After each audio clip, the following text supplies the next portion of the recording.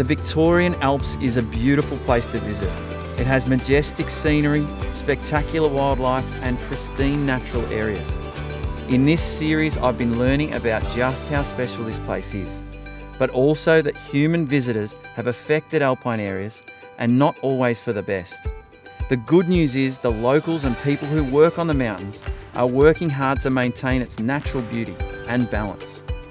In this episode, I look at what visitors to the mountain can do to make sure they're doing their bit in protecting these unique alpine environments. First up, I head back to Jo at her wildlife shelter to revisit our discussion around animals eating discarded food scraps.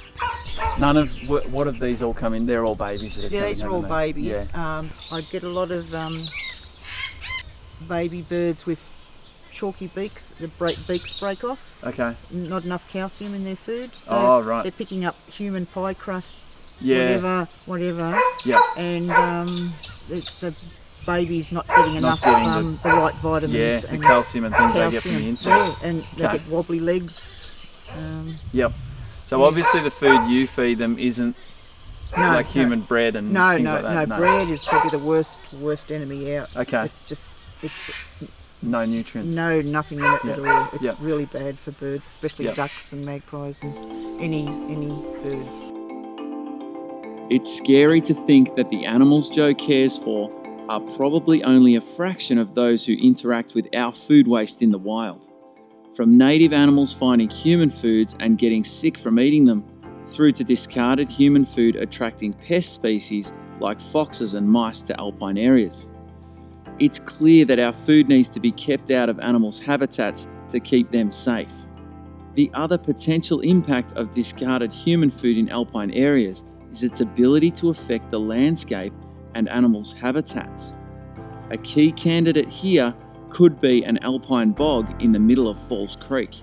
And so this one actually has buildings all around it. Do you see any different impacts here compared to the one we saw up on the top, in the alpine zone? Yeah, so these areas are obviously more likely to be impacted by people and the threats that are associated with development. And in particular, these areas are set aside so they can't be developed, but they still are at risk of the litter and the apple core and fruit seeds that we've talked about getting put into the system that we need to then control as weeds. Yep.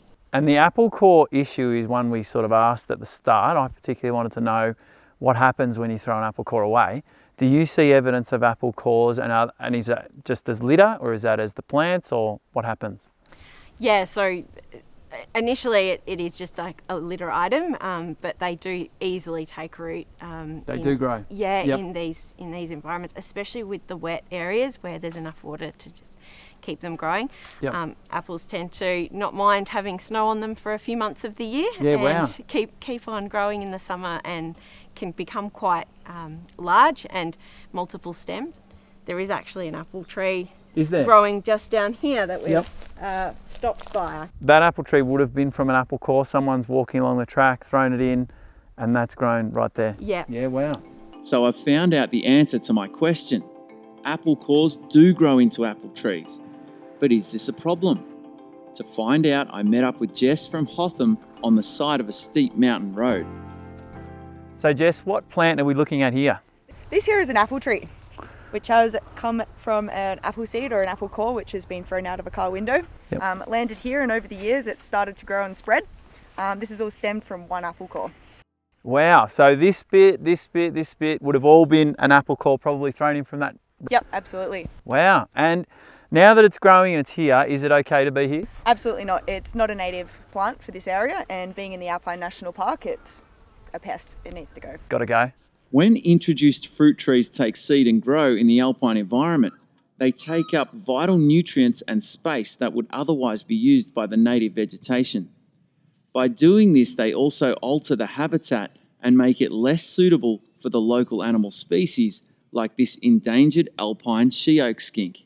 So what we do is we cut them quite close to the root here. Yep. We'll dab it with a dobber bottle which has got some Roundup in it. We don't spray any of the plants here. Avoids killing all the native plants around it. Yep, so we just want this one out, we want to keep everything else. Absolutely. Okay, beauty, all right. Can you give us a demo? Absolutely. So what we're going to do is we're going to cut it quite close to the ground here. Only cut one branch at a time so we know what we're poisoning. You're going to dab the poison on the end of the root there, and over time that will die off. Yep, and so this plant will need sort of all these branches cut back, dabbed, yep. And then eventually it'll be gone. Yeah, absolutely. And a few weeks, but it will die. Yep, and does that mean you guys would be watching the roadsides pretty carefully for this sort of thing? Yeah, so every day on the way up the hill we check out and make sure there's nothing growing where it shouldn't be. Yep, and I think this might answer a question we had. Don't throw apple cores out the window. Please do not throw any apple cores out the window, on the chairlifts, within the resort is just a no-go. Okay, yeah. Great. Well, one of the questions I really wanted answered was, what about this apple core? Can it, can people throw it out the window, and does it grow into a tree, and is that okay?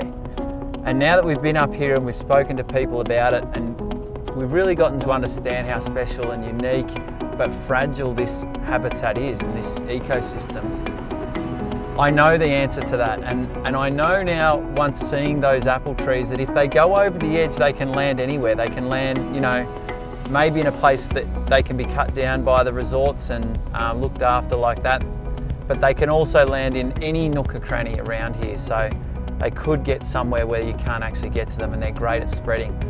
And I now understand a little bit more about why having those apple trees impacts some of these really special animals. It's not part of their natural habitat, and they live in such a unique place that those new plants coming in and any other waste that comes from us really makes an impact. So I think what I'm saying is that this place is fragile and special, and it really needs us to help it keep it that way.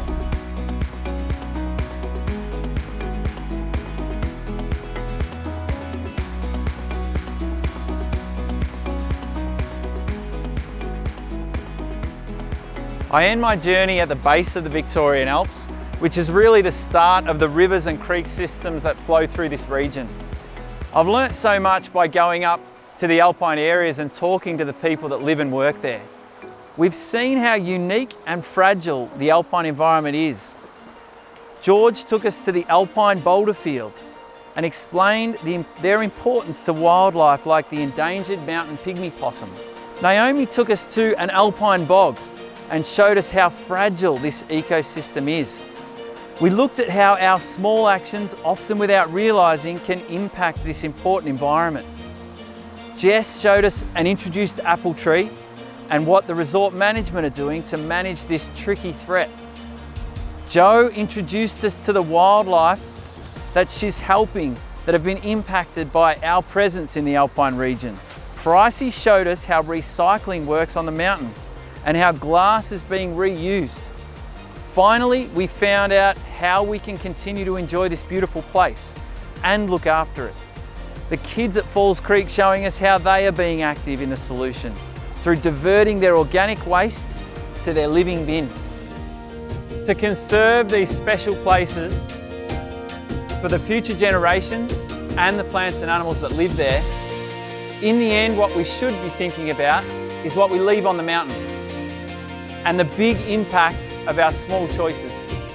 And most importantly, don't throw your apple cores out the window.